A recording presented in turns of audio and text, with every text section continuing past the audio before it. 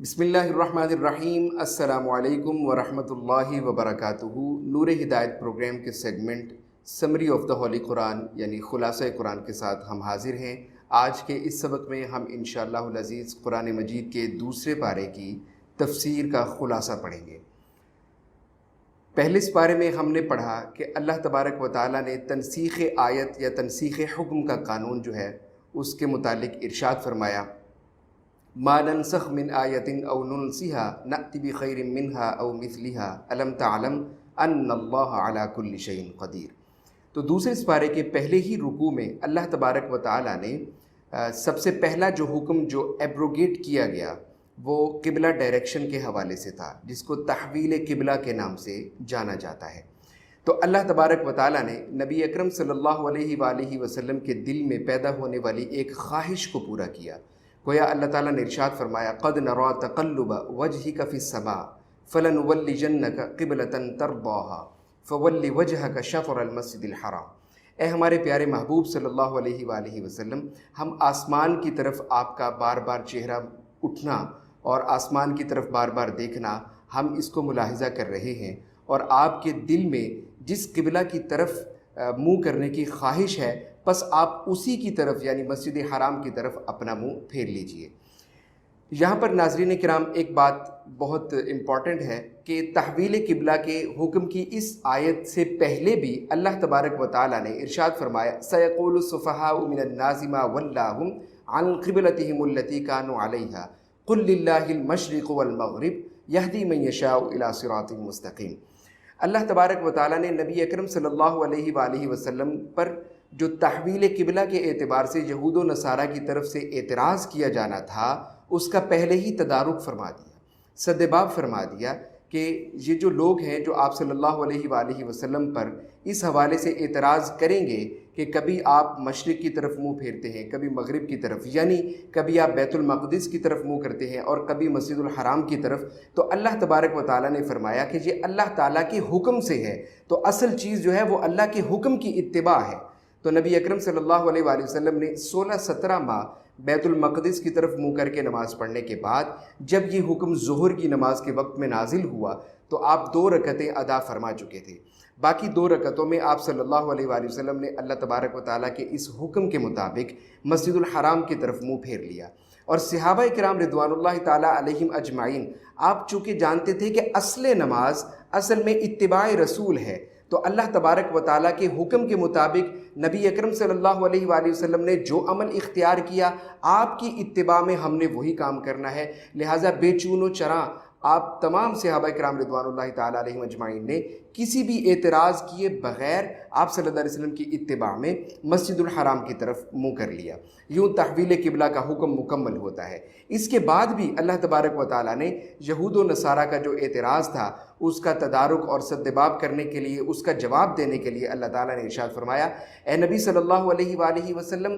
آپ کے نبی ہونے میں ان لوگوں کو اور دین اسلام کے حق ہونے میں ان لوگوں کو بالکل اس طرح سے یقین ہے، اس طرح سے یقین ہے جیسے کہ ان کو اپنے بچوں کے بارے میں یقین ہے کہ یہ میرا بیٹا ہے۔ الذین یعرفونہ کما یعرفون ابناءہم، لیکن اس کے باوجود وَإِنَّ فَرِيقًا مِّنْهُمْ لَيَكْتُمُونَ الْحَقَّ، ان میں سے ایک گروہ ایسا ہے جو حق کو چھپانا چاہتا ہے، اور وہ گروہ تھا اسکالرز آف دا جیوز۔ تو یہاں پر مفسرین کرام نے لکھا ہے کہ یہاں پر فریق سے مراد اسکالرز آف دا جیوز ہیں، جو نبی اکرم صلی اللہ علیہ وآلہ وسلم کی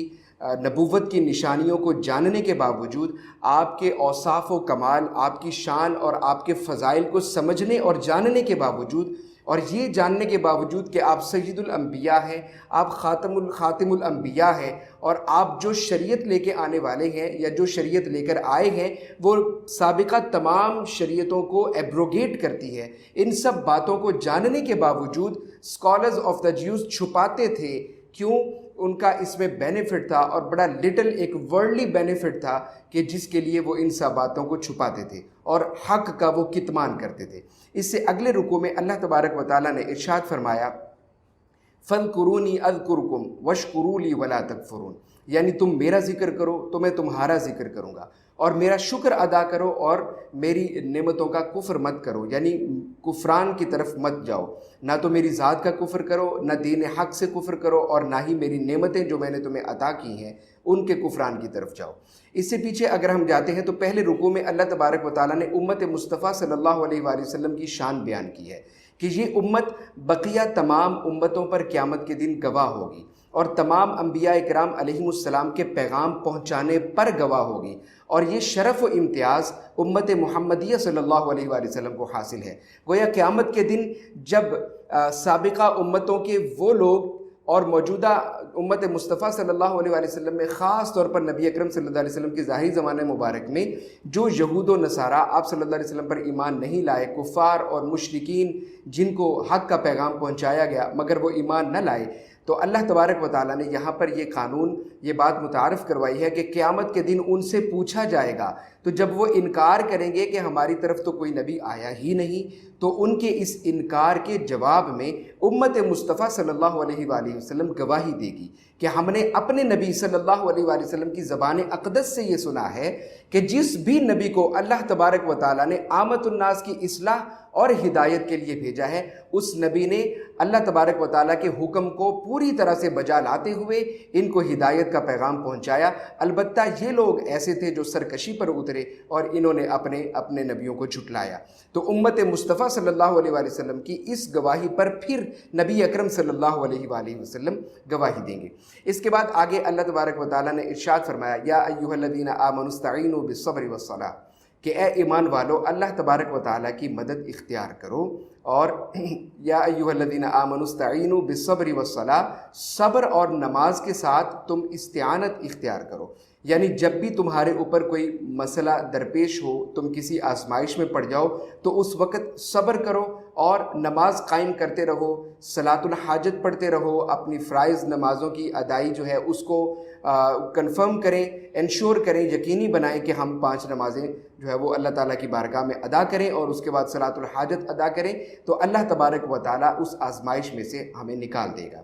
یہاں پر اگلی ہی آیت میں اللہ تعالیٰ نے ارشاد فرمایا، وَلَنَبْلُوَنَّكُمْ بِشَيْءٍ مِّنَ الْخَوْفِ وَالْجُوعِ وَنَقْصٍ مِّنَ الْأَمْوَالِ وَالْأَنفُسِ وَالثَّمَرَاتِ وَبَشِّرِ الصَّابِرِينَ۔ اللہ تبارک و تعالیٰ نے ارشاد فرمایا کہ ہم ضرور تمہیں آزمائیں گے، کبھی خوف کی صورت میں آزمائیں گے کہ زندگی اور موت کا خوف تم پر طاری ہوگا، مال کے چھن جانے کا خوف طاری ہوگا، اور اقربا کے اس دنیا سے چلے جانے کا خوف طاری ہوگا، کبھی بیماری کی صورت میں تمہیں آزمایا جائے گا، کبھی مال دے کر آزمایا جائے گا، تو کبھی مال لے کر آزمایا جائے گا، تو یہ آزمائش تم پر ضرور آئے گی۔ لیکن ایک بات یاد رکھیے، اللہ تبارک و تعالیٰ نے اس سے اگلی متصل آیت میں ارشاد فرمایا کہ ان لوگوں کے لیے خوشخبری ہے جو اس آزمائش میں اللہ تبارک و تعالیٰ کی طرف رجوع کرتے ہیں۔ تو رجوع اللہ کے اصول پر جو لوگ کاربند ہوں گے، اللہ تبارک و تعالیٰ نے ان کے لیے بشارت ذکر فرمائی ہے، اور ساتھ ہی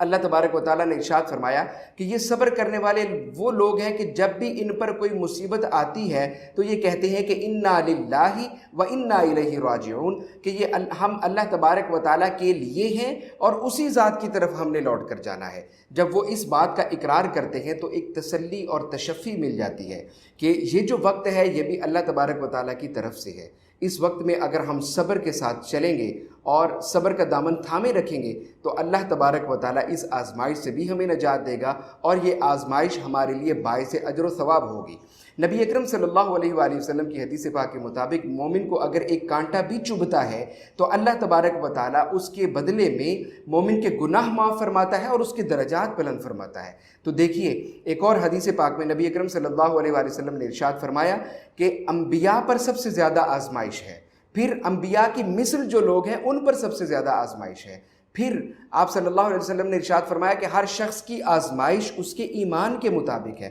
جس کا ایمان جتنا زیادہ ہے اس کی آزمائش بھی اتنی زیادہ ہے۔ تو یہ ابتلاء کا قانون ایک ایسا قانون ہے کہ تمام انبیاء کرام علیہم السلام کی اگر ہم زندگیوں کا مطالعہ کریں یا ان کی ہم سیرت کا مطالعہ کریں تو ہمیں پتہ چلتا ہے کہ ہر نبی پر کسی نہ کسی صورت میں آزمائش ضرور آئی ہے۔ اس کے بعد اللہ تبارک و تعالیٰ نے صفا اور مروہ کا ذکر فرمایا، اس کی سعی کا ذکر فرمایا حج اور عمرے کے دوران، اور فرمایا کہ یہ اللہ تبارک و تعالیٰ کے شعائر میں سے دونوں پہاڑیاں ان الصفا والمروہ من شعائر اللہ، یہ اللہ تبارک و تعالیٰ کی نشانیوں میں سے ہے۔ اس کے بعد اللہ تعالیٰ نے ارشاد فرمایا کہ تمہارا الہ وہ واحد الہ ہے، الہکم الہ واحد لا الہ الا هو الرحمن الرحیم، اس کا کوئی شریک نہیں ہے، وہ واحد الہ ہے اور وہ رحمان ہے، رحیم ہے۔ اس کے ساتھ متصل آیت میں اللہ تبارک و تعالیٰ نے اپنی قدرت کی نشانیوں کا ذکر فرمایا کہ ان فی خلق السماوات والارض واختلاف اللیل والنہار والفلک التی تجری فی البحر، کہ یہ جو نشانیاں جو تم دیکھتے ہو، جن کا تم احاطہ کر سکتے ہو، میری قدرت کی یہ نشانیاں ذرا دیکھو اور پھر بتلاؤ کہ کیا اللہ کے سوا بھی کوئی الہ ہے، اور اگر کوئی ہے تو سامنے لاؤ، اگر تم اس پر صادق ہو تو پھر کوئی گواہی لے کر آؤ۔ تو اللہ تبارک و تعالیٰ نے حجت قائم کی براہین و دلائل کے ساتھ کہ یہ جو زمین اور آسمان کی تخلیق ہے،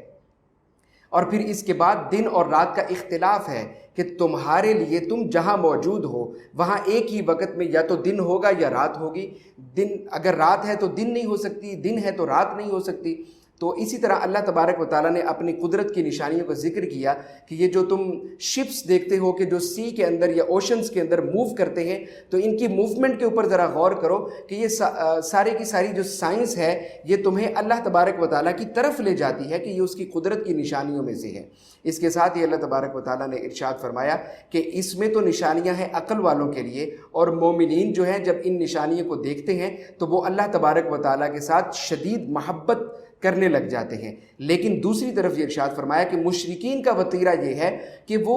جن چیزوں کے ساتھ اللہ تبارک و تعالیٰ کے ساتھ شرک کرتے ہیں، یعنی اپنے بت یا جو معبودان باطل جو انہوں نے بنا رکھے ہیں جن کے ساتھ وہ شرک کرتے ہیں، وہ ان سے ایسی محبت کرتے ہیں کہ جیسا محبت کرنا اللہ تبارک و تعالیٰ کے ساتھ ضروری تھا۔ اس کے بعد اللہ تعالیٰ نے ارشاد فرمایا کہ سب چیزیں تمہارے لیے ہیں، اس میں کوئی شک نہیں، مگر تم نے کھانا وہ ہے جو تم پر حلال کر دیا گیا ہے، جو تم پر حرام کر دیا گیا ہے اس سے بچنا تمہارے لیے ضروری ہے۔ تو اللہ نے فرمایا یا ایھا الناس کلوا مما فی الارض حلالا طیبا، حلال اور طیب تمہارے لیے جائز ہے، اسی کو تم نے کھانا ہے، اور اس کے علاوہ جو حرام کردہ چیزیں ہیں ان سے تم نے بچنا ہے۔ آگے اللہ تبارک و تعالیٰ نے حرام کردہ چیزوں کی لسٹ بتا دی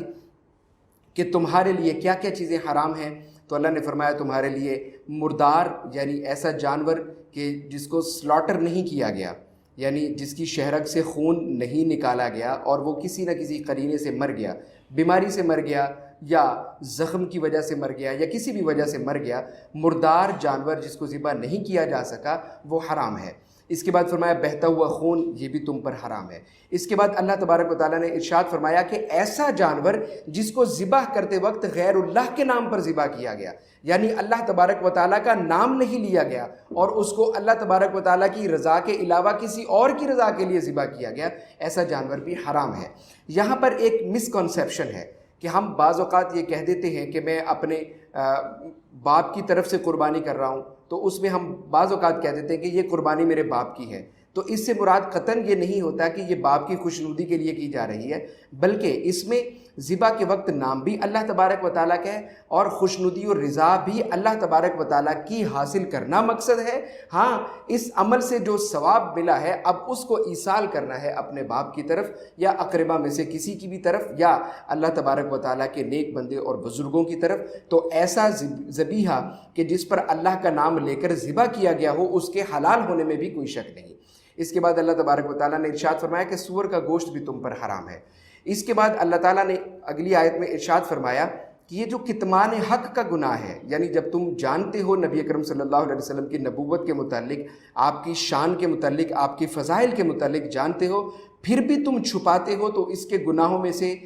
یہ اتنا بڑا گناہ ہے کہ اس کی سزاؤں میں سے ایک سزا یہ بھی ہے کہ اللہ تبارک و تعالیٰ قیامت کے دن ایسا کرنے والے لوگوں کی طرف دیکھے گا بھی نہیں، نہ ان سے کلام فرمائے گا۔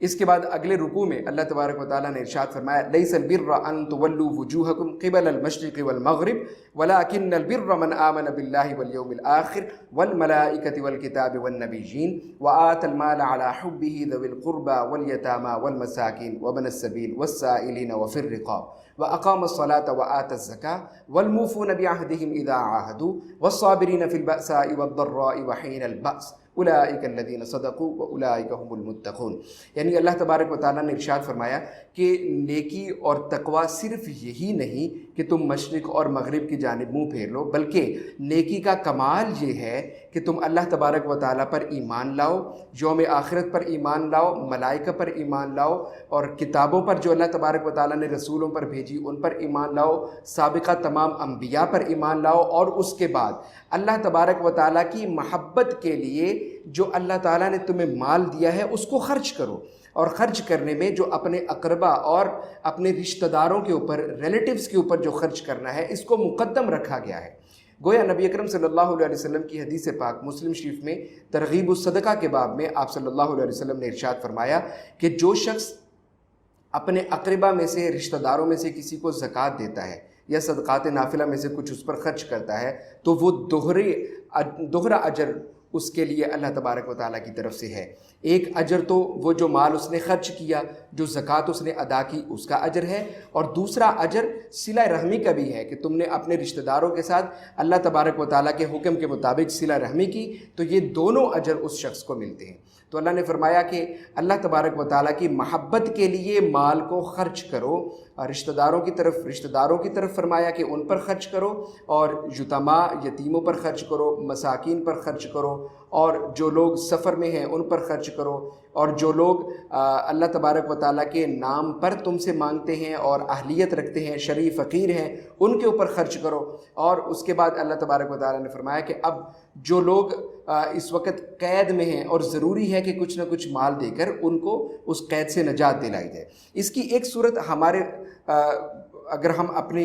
سوسائٹی کی طرف دیکھیں تو ایک صورت یہ بھی بن سکتی ہے کہ ہم دیکھتے ہیں کہ بڑے بڑے جو جاگیردار قسم کے لوگ ہیں، ہمارے ہاں پاکستان میں خاص طور پہ یہ روش پائی جاتی ہے، کہیں کہیں،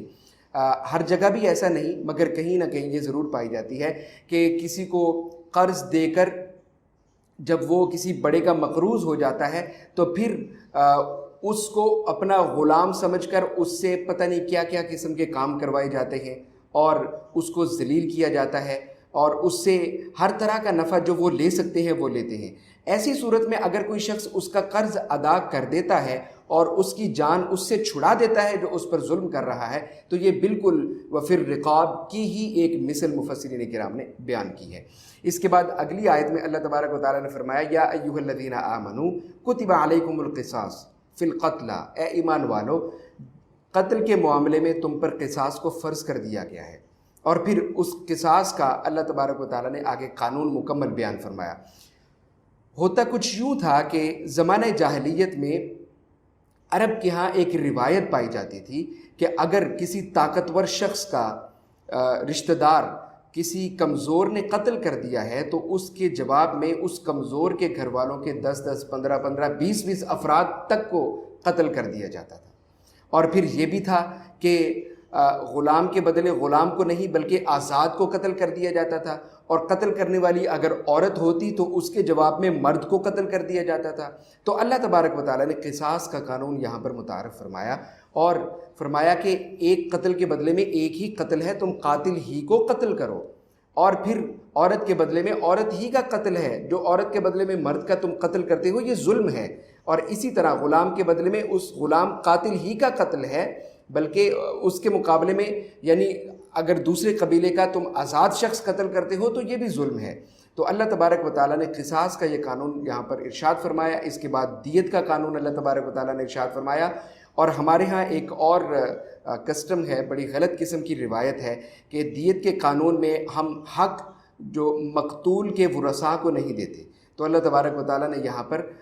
دیت کا جو حق ہے وہ سارے کا سارا مقتول کے ورثاء کے لیے رکھا ہے، اور پھر دونوں طرف فرمایا فمن عفی لہ من اخیہ شیء، کہ یہاں پر اللہ تعالیٰ نے جو اخی کا لفظ استعمال فرمایا، اخن یعنی بھائی، اس سے مراد یہ ہے کہ مقتول کے جو ورثاء ہیں وہ ہیں تو غصے میں، اور ان کا غصہ بھی بجا ہے کہ ان کا شخص قتل کیا گیا ہے، لیکن ان کو سمجھانا مقصود ہے کہ جو شخص قاتل ہے اگر تم اس پر احسان کرتے ہو تو وہ تمہارا مومن بھائی ہی تو ہے، اگر اس سے قتل ہو گیا ہے تو دیت کے ساتھ تم معاملہ آپس میں اگر طے کرنا چاہتے ہو تو پھر اس پر پوری طرح سے احسان کرو اور معروف طریقے سے احسان کرو۔ دوسری طرف جو قاتل ہے اس کو بھی یہ ارشاد فرمایا جا رہا ہے کہ تمہارا مومن بھائی جو دیت کی صورت میں تمہیں زندگی بخش رہا ہے اس کے احسان کو ہمیشہ یاد رکھو اور احسان مند رہو، اس کو مزید تنگ نہ کرو۔